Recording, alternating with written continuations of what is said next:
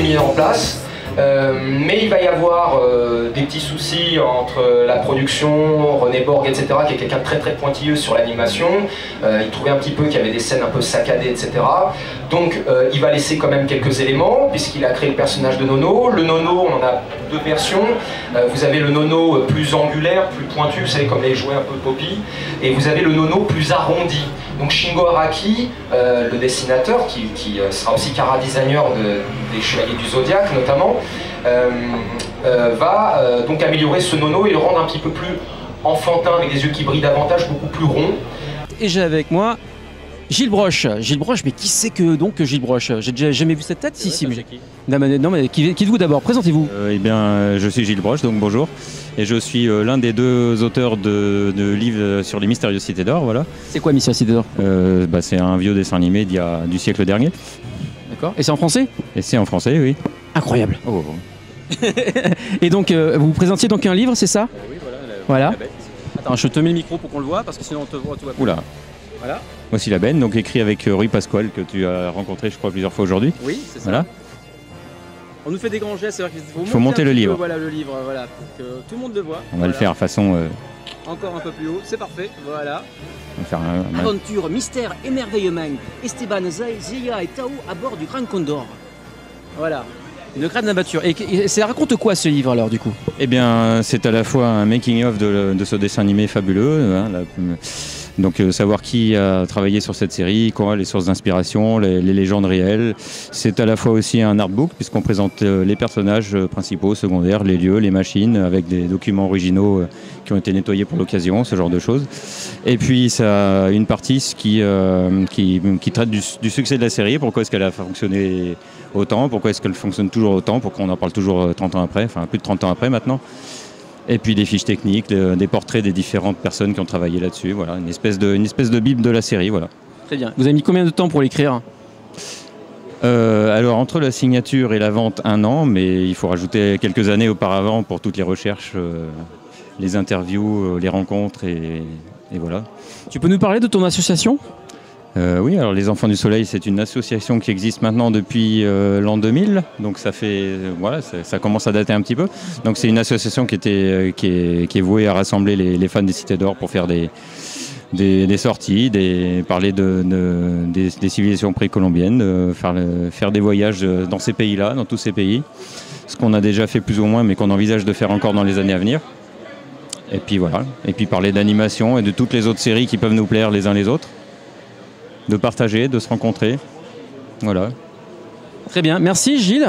Merci beaucoup. On remonte ton livre. Bonne soirée. Je t'en prie. Remonte ton livre bien haut. Voilà. On remonte. Voilà. Le livre, Les Secrets. Alors, le titre, c'est, excuse-moi, hop, Les Secrets d'une saga mythique. Voilà, les mystères de la Cité d'Or. Effectivement, voilà. Et ce qui est bien, c'est qu'on peut aussi l'ouvrir en grand. Tu peux l'ouvrir en grand pour montrer qu'en fait, hop, il y a en fait une double page. Voilà. Hop. Et si vous l'envie, il vous prend, vous pouvez même dessiner les personnages comme quand vous étiez enfant, si vous avez plus de 40 ans. Voilà. Et même encore maintenant pour les plus petits. Hein. Voilà. Vous pouvez aussi le feuilleter. Voilà, si vous savez là, effectivement, vous pouvez lire ce livre, écrit donc à deux mains par Rui Pasquale et par Gilles Broche. C'est aux éditions Soleil. Ça ne se... Comment on dit déjà? Ça ne se commande pas, oui, effectivement, voilà. C'est un heureux hasard. Un heureux hasard, effectivement.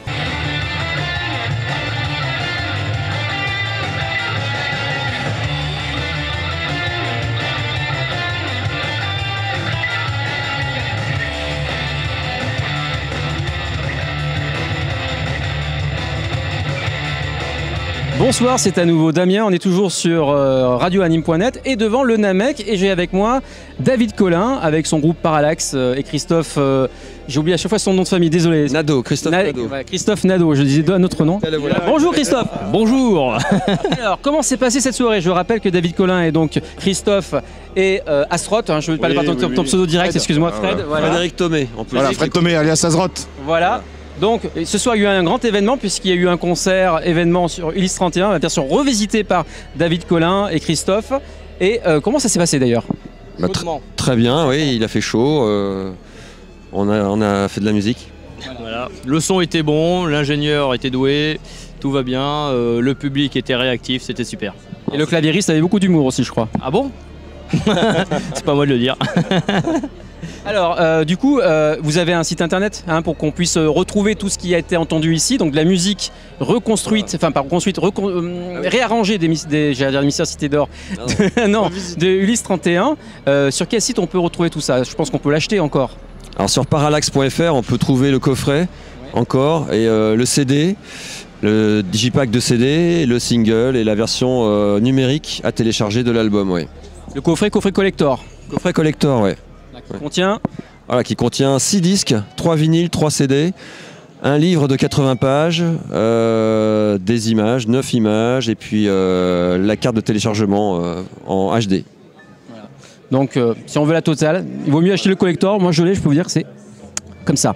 Donc merci à vous, je vous laisse aller vous reposer, peut-être boire un coup aussi, hein, d'après ce que j'ai compris. Et puis à une prochaine fois. Oui. À bientôt. Sur son 31, voilà. Allez, merci. Merci à vous. Voilà, la soirée au Namek se termine. On a passé vraiment une journée formidable. On a vu des gens formidables aussi. On a vu un concert de Ulysse 31 par David Collin, le groupe Parallax. On a vu des gens du milieu du rétro gaming, des gens plus connus, moins connus peut-être aussi, mais des gens vraiment très sympas qui nous ont raconté plein de choses vraiment extraordinaires. On a vu aussi Rui Pasquale qui a animé une conférence avec Marco, alors j'ai oublié son nom, je vais le zapper, mais qui a fait donc une conférence sur Goldorak pour fêter les 40 ans d'arrivée de Goldorak. Et puis on avait aussi Gilles Broche, je crois que je l'ai déjà dit, non je ne sais plus mais c'est pas grave, donc il a écrit un livre sur les mystérieuses cités d'or avec Rui Pasquale justement. Franchement ça a été super, j'espère que il y aura une deuxième édition de l'After Japan Expo, donc peut-être encore au Namek du coup, et qu'on y sera aussi à nouveau peut-être, pourquoi pas. Merci à vous et puis je vous dis à très bientôt sur radioanime.net.